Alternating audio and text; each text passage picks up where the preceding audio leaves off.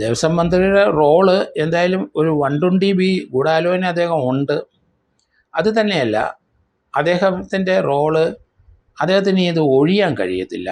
കാരണം ഒരു പരാതി അല്ലെങ്കിൽ ഒരു ലെറ്റർ, ഒരു റിക്വസ്റ്റ് അദ്ദേഹത്തിൻ്റെ മുമ്പിൽ വന്നു കഴിഞ്ഞു. അത് പത്മകുമാറിന് അയച്ചു കൊടുത്തെന്നുള്ള എവിഡൻസായി. ഇനിയിപ്പം അന്നത്തെ ദേവസ്വം മന്ത്രിക്ക് അതിൽ നിന്ന് ഒഴിയാനൊക്കില്ല. ED ഇപ്പോൾ രംഗത്ത് വന്നിട്ടുണ്ട്. അതുപോലെ വിജിലൻസി കേസ് വന്നു കഴിഞ്ഞു. പബ്ലിക് സർവൻറ്റ് പൈസയായിട്ട് ഈ ശബരിമലയിലെ മാത്രമല്ല, ദേവസ്വം ബോർഡിലിരിക്കുന്ന സ്റ്റാഫ്, പിയൂണ് വരെയുള്ള ആൾക്കാർ പണം വാങ്ങിച്ചിട്ടുണ്ടെങ്കിൽ അതും PC ആക്ടിൻ്റെ പരിധിയിൽ വരും. കേസിൻ്റെ അന്വേഷണം SIT അത് ക്രിമിനൽ നടപടിക്രമം അനുസരിച്ചും ഇന്ത്യൻ പീനൽ കോഡ് അനുസരിച്ചും ഇന്ത്യൻ തെളിവ് നിയമം അനുസരിച്ച് മുന്നോട്ട് പോയിക്കൊണ്ടിരിക്കും. അതിനകത്ത് സർക്കാരുണ്ടോ, സർക്കാരിൻ്റെ ഉന്നത സ്ഥാനങ്ങളിൽ ഇരിക്കുന്നവരുണ്ടോ എന്നൊന്നും അല്ല പ്രശ്നം. കേസുമായിട്ട് ബന്ധപ്പെട്ട് കൃത്യമായ ഒരു അന്വേഷണം മുന്നോട്ട് പോകുമ്പോൾ അതിനകത്ത് 120B ഗൂഢാലോചനയുള്ള ആരൊക്കെ ഉണ്ടോ അവരൊക്കെ ഇതിനകത്ത് വരും. ആർക്കൊക്കെ അറിവുണ്ടായിട്ട് അവർ എന്തുകൊണ്ട് തടഞ്ഞില്ല എന്നുള്ള പ്രശ്നം വരും. അവരെ കൂടെ പ്രതി ചേർക്കാം. SIT ഇനി പത്മകുമാറിനെ കസ്റ്റഡിയിലെടുത്ത് ചോദ്യം ചെയ്യാൻ പോകുകയാണ്. പത്മകുമാറിന്റെ ഇനിയുള്ള മൊഴി CPMന് പേടി ഉണ്ടാക്കുന്നുണ്ടോ? പത്മകുമാറിന്റെ മൊഴിക്ക് ഇനി വലിയ രാഷ്ട്രീയ പ്രാധാന്യമില്ലേ?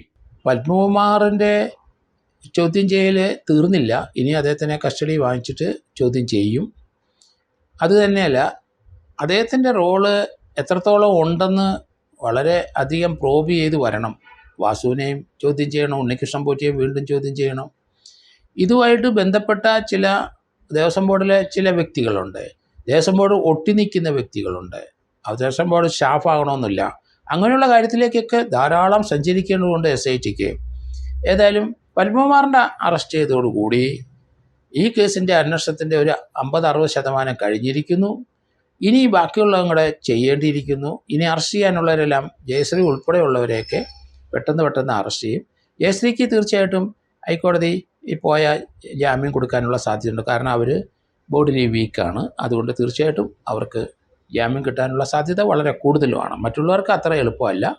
എങ്കിലും 90 ദിവസത്തിനകം ചാർജ് ഷീറ്റ് കൊടുത്തു കഴിഞ്ഞാൽ ഇവർ ഇതിൻ്റെ ട്രയൽ ഫേസ് ചെയ്യുന്നിടം വരെ, ട്രയൽ തീരുന്നിടം വരെ ജയിലിൽ കിടക്കേണ്ടി വരും എന്നാണ് ഞാൻ കരുതുന്നത്. സ്വർണ്ണ തട്ടിപ്പ് കേസിൽ കൂടുതൽ CPM നേതാക്കൾ ഉൾപ്പെട്ടിട്ടുണ്ട് എന്നും ഭരണ സ്വാധീനം ഉപയോഗിച്ച് പ്രതികളെ രക്ഷപ്പെടാൻ അനുവദിക്കരുത് എന്നുമാണ് പ്രതിപക്ഷം പറയുന്നത്. അപ്പോൾ ഇനി SITയുടെ അന്വേഷണം ഏത് രീതിയിലായിരിക്കും മുന്നോട്ട് പോകുക? അല്ല, പ്രതിപക്ഷം രാഷ്ട്രീയമായിട്ട് അവരുടെ കാര്യങ്ങളൊക്കെ പറയുന്നുണ്ട്. പക്ഷേ ഗവൺമെൻറ് അത് ഡിഫെൻഡ് ചെയ്യാൻ രാഷ്ട്രീയമായിട്ട് അവരും ശ്രമിക്കുന്നുണ്ട്. അതേസമയത്ത് കേസിൻ്റെ അന്വേഷണം SIT അത് ക്രിമിനൽ നടപടിക്രമം അനുസരിച്ചും ഇന്ത്യൻ പീനൽ കോഡ് അനുസരിച്ചും ഇന്ത്യൻ തെളിവ് നിയമം അനുസരിച്ചും മുന്നോട്ട് പോയിക്കൊണ്ടിരിക്കും. അതിനകത്ത് സർക്കാരുണ്ടോ, സർക്കാരിൻ്റെ ഉന്നത സ്ഥാനങ്ങളിൽ ഇരിക്കുന്നവരുണ്ടോ എന്നൊന്നും അല്ല പ്രശ്നം. കേസുമായിട്ട് ബന്ധപ്പെട്ട് കൃത്യമായ ഒരു അന്വേഷണം മുന്നോട്ട് പോകുമ്പോൾ അതിനകത്ത് 120B ഗൂഢാലോചനയുള്ള ആരൊക്കെ ഉണ്ടോ അവരൊക്കെ ഇതിനകത്ത് വരും. ആർക്കൊക്കെ അറിവുണ്ടായിട്ട് അവർ എന്തുകൊണ്ട് തടഞ്ഞില്ല എന്നുള്ള പ്രശ്നം വരും. അവരെ കൂടെ പ്രതി ചേർക്കാം. അങ്ങനെ ഗവൺമെൻറ് അതുപോലെ പ്രതിപക്ഷങ്ങൾ രാഷ്ട്രീയമായിട്ട് അങ്ങോട്ടും ഇങ്ങോട്ടും പറഞ്ഞുകൊണ്ടിരിക്കട്ടെ. നമുക്ക് നമ്മുടെ കേസുമായിട്ട് കേസിൻ്റെ എവിഡൻസ് വരുന്നതനുസരിച്ച് പ്രതികളെ അറസ്റ്റ് ചെയ്ത് മുന്നോട്ട് പൊയ്ക്കൊണ്ടിരിക്കുന്ന കാഴ്ച നമുക്ക് കാണാം. കോടതിയുടെ മേൽനോട്ടത്തിൽ അന്വേഷണം നടക്കുന്നതുകൊണ്ട് ഇപ്പോൾ ശരിയായ ദിശയിൽ തന്നെയാണോ അന്വേഷണത്തിന്റെ പോക്ക്? ഇപ്പം ശരിയായ ദിശയിൽ തന്നെയാണ് അന്വേഷണം നടക്കുന്നത്. ഇതുവരെ ഒരു പാകപ്പഴേ അതിനകത്ത് നമുക്ക് കാണാൻ കഴിയുന്നില്ല. അതേസമയത്ത് ഇതിനകത്ത് കുറച്ച് ഡിലേ, പത്മകുമാറിനെ അറസ്റ്റ് ചെയ്യാൻ അല്പം ഡിലേ സംഭവിച്ചു. അത് ചില ഇൻവെസ്റ്റിഗേഷൻ്റെ ചില പ്രത്യേകത കൊണ്ടാണ്. ചില വിവരങ്ങൾ അറിഞ്ഞ ശേഷം മാത്രമേ ഒരാളെ അറസ്റ്റ് ചെയ്യുകയുള്ളൂ. അതുകൊണ്ട് ഒരാഴ്ചത്തോളം ഗ്യാപ്പ് ഉണ്ടാകും. അത് പറയുന്ന പോലെ അത്ര ഈസി അല്ല ഒരു ഇൻവെസ്റ്റിഗേഷൻ. എവിഡൻസ് വരുന്നതനുസരിച്ചാണ് പുതിയ ആളെ പ്രതി ചേർക്കണോ തള്ളിക്കളയണോ എന്നുള്ള കാര്യങ്ങൾ. അത് ആ എവിഡൻസ് വരുന്നത് ഇപ്പം പണമായിട്ട് വാങ്ങിച്ചിട്ടുണ്ടെങ്കിൽ അതിൻ്റെ എവിഡൻസ് വരണം. വ്യക്തികളെ ചോദ്യം ചെയ്യുമ്പോൾ അവരുടെ മൊഴികളിൽ നിന്ന് വരണം. കൂട്ടുപ്രതികളുടെ മൊഴികളിക്കകത്ത് ചോദ്യം ചെയ്യുമ്പോൾ അതിൻ്റെ മൊഴികൾ വരണം. അങ്ങനെ വ്യത്യസ്തമായ തലങ്ങളിൽ നിന്ന് എവിഡൻസ് വരുമ്പോൾ അതിനകത്ത് എത്ര ഉന്നതനായാലും ശരി അയാളെ അറസ്റ്റിലേക്ക് ഉൾപ്പെടുത്തും എന്നാണ് ഞാൻ കരുതുന്നത്. സാർ, എന്തായാലും ഈ ശബരിമല കേസിൽ സംഗതികളെല്ലാം മാറുകയാണ്. വലയുടെ വ്യാപ്തി ഞാൻ ഇൻട്രൊഡക്ഷനിൽ സൂചിപ്പിച്ചതുപോലെ വല്ലാതെ വിസ്തൃതമാകുന്നു. ഇനി ആരൊക്കെ ഇതിൽ ഉൾപ്പെടും, ആരൊക്കെ ഈ കേസുകളിൽ ബന്ധപ്പെട്ടിട്ടുണ്ട് എന്നൊക്കെ വരും ദിവസങ്ങളിൽ ഒരുപക്ഷെ കടകംപള്ളിയുടെ ചോദ്യം ചെയ്യലോടെ നമുക്ക് പുറത്തു വരും എന്ന് കണക്കാക്കാൻ കഴിയുമോ? ദേവസ്വം മന്ത്രിയുടെ റോള് എന്തായാലും ഒരു 120B ഗൂഢാലോചന അദ്ദേഹം ഉണ്ട്. അത് തന്നെയല്ല, അദ്ദേഹത്തിൻ്റെ റോള് അദ്ദേഹത്തിന് ഇത് ഒഴിയാൻ കഴിയത്തില്ല. കാരണം ഒരു പരാതി അല്ലെങ്കിൽ ഒരു ലെറ്റർ, ഒരു റിക്വസ്റ്റ് അദ്ദേഹത്തിൻ്റെ മുമ്പിൽ വന്നു കഴിഞ്ഞു. അത് പത്മകുമാറിന് അയച്ചു കൊടുത്തെന്നുള്ള എവിഡൻസായി. ഇനിയിപ്പം അന്നത്തെ ദേവസ്വം മന്ത്രിക്ക് അതിൽ നിന്ന് ഒഴിയാനൊക്കില്ല. അതുകൊണ്ട് അദ്ദേഹത്തിൻ്റെ ഒരു ഇൻവോൾവ്മെൻ്റ് ഇതിനകത്തുണ്ട്. അതിന് മോണിറ്ററി ബെനിഫിറ്റ് എന്തെങ്കിലും അദ്ദേഹത്തിന് ലഭിച്ചിട്ടുണ്ടോ എന്നുള്ള കാര്യം ഇനി വരേണ്ടിയിരിക്കുന്നു. അതിന് ED വന്നിട്ടുണ്ട്. അതുപോലെ തന്നെ വിജിലൻസിലേക്കും FIR പോയി കഴിഞ്ഞിരിക്കുന്നു. അതുകൊണ്ട് വരും ദിവസങ്ങളിൽ തീർച്ചയായിട്ടും എത്ര ഉന്നതരായാലും ശരി, ആരായാലും ശരി, ഇതിനകത്ത് പെടും എന്നാണ് ഞാൻ കരുതുന്നത്. സാർ, ഇവിടെ ശരിക്കും ഒരു വലിയ കവർച്ച നടന്നിരിക്കുകയാണ്. ഭഗവാന്റെ സ്വർണം അടിച്ചു മാറ്റിയിരിക്കുകയാണ്. അതേക്കുറിച്ചാണ് അന്വേഷിക്കുന്നത്. 2 മുൻ പ്രസിഡന്റുമാർ അറസ്റ്റിലായിരിക്കുന്നു. അപ്പോൾ മന്ത്രിക്ക് പറയാൻ പറ്റുമോ, എനിക്കതിൽ ഉത്തരവാദിത്വമില്ല, ഞാൻ അറിയാറില്ല എന്നൊക്കെ? അങ്ങനെയൊന്നും മന്ത്രിക്ക് പറഞ്ഞ് ഒഴിയാൻ വെക്കില്ല. പിന്നെ എന്തിനാണ് ദേവസ്വം മന്ത്രി എന്ന് പറയുന്നത്? ദേവസ്വത്തിൻ്റെ കാര്യം അറിയണ്ടേ? അവിടുത്തെ ഓരോ സംഭവങ്ങളും മന്ത്രി അറിയണ്ടേ? മന്ത്രി അറിഞ്ഞല്ലേ ചെയ്യാൻ ഒക്കുള്ളൂ. അത് തന്നെ ഇത്ര 50 കിലോ സ്വർണത്തിൻ്റെ ഒരു തട്ടിപ്പാണിത്. ഏറ്റവും വലിയൊരു തട്ടിപ്പല്ലേ. 44 കിലോ എന്തായാലും ആ UB ഗ്രൂപ്പ് കൊടുത്തല്ലോ. പിന്നെ സ്പോൺസർ ചെയ്ത ആൾക്കാർ ഒത്തിരി സ്വർണം കൊടുത്തിട്ടുണ്ടെന്നേ. അതൊക്കെ അക്കൗണ്ട് ചെയ്യണ്ടേ? അത് തന്നെയല്ല, അവിടെ കൊടിമരമൊക്കെ ഇനി പരിശോധിക്കാൻ കിടക്കുന്നു. അത് ഏകദേശം 10 കിലോയോളമാണ് സ്വർണം കൊടിമരത്തിന് ഉപയോഗിച്ചിരിക്കുന്നത്. അപ്പോൾ 44ഉം 10ഉം 54 കിലോ അത് തന്നെയായി. ഇനിയുണ്ട് അവിടെ പല സ്ഥലത്തും. അവിടെ ശബരിമലയിലെ അവിടെ പല സ്ഥലങ്ങളിലും ഇനി നമ്മൾ അറിയാത്ത പല സ്ഥലങ്ങളിൽ സ്വർണം പൂശുകയും പലരും സ്വർണം പൂശാനായിട്ടുള്ള സംഭാവന കൊടുക്കുകയും സ്വർണമായിട്ട് കൊടുക്കുകയൊക്കെ ചെയ്ത ഒത്തിരി കാര്യങ്ങളുണ്ട്. അതിലേക്കൊക്കെ വരണം. പക്ഷേ ഇപ്പോഴത്തെ ഈ കേസിൻ്റെ 2019 ആ വർഷത്തെ ഈ തട്ടിപ്പ് മാത്രമാണ് ഒരു കുറ്റച്ചാർജിലേക്ക് വരുന്നത്. അതിനകത്ത് ഉൾപ്പെട്ടവരെ മാത്രമാണ് ഇപ്പോൾ അറസ്റ്റ് ചെയ്തിരിക്കുന്നത്. ഇനി ചെയ്യാൻ പോകുന്നതും ആ ഒരു സംഭവത്തിൽ ഉൾപ്പെട്ടതാണ്. അതിന് മുമ്പിലും അതിന് പിമ്പിലുമുള്ള തട്ടിപ്പിന് അടുത്ത FIR വരണം, അടുത്ത കേസ് വരണം, അടുത്ത പ്രതികൾ വരണം. അതുകൊണ്ട് ഇപ്പോഴത്തെ കേസിനകത്ത് എന്തായാലും 2 ആഴ്ചക്കകം അല്ലെങ്കിൽ 3 ആഴ്ചക്കകം അന്വേഷണം പൂർത്തിയാക്കും എന്ന് ഞാൻ കരുതുന്നു. അങ്ങനെയെങ്കിൽ അറസ്റ്റ് വളരെ ത്വരിതഗതിയിലിട്ട് ഇനി നടത്തേണ്ടിയിരിക്കുന്നു. ഇപ്പം പത്മകുമാർ ചെന്നു, ദേവസ്വം ബോർഡ് മന്ത്രിയുടെ ഇൻവോൾവ്മെൻ്റ് ഉണ്ട് എന്നാണ് നമുക്ക് മനസ്സിലാകുന്നത്. ഉണ്ടെങ്കിൽ അദ്ദേഹത്തെ കൊണ്ട് പ്രതി ചേർക്കേണ്ടി വരും.